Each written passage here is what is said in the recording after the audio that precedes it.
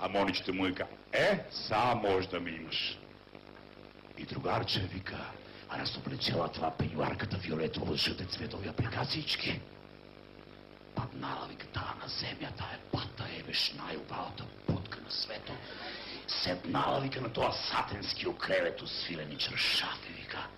Прекръстила нозите и вика молицката наша.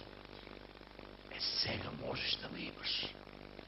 Иската наш стоял, загледая, спущил панталоните, извадил го пътлако и тръгнува на кай Моничето.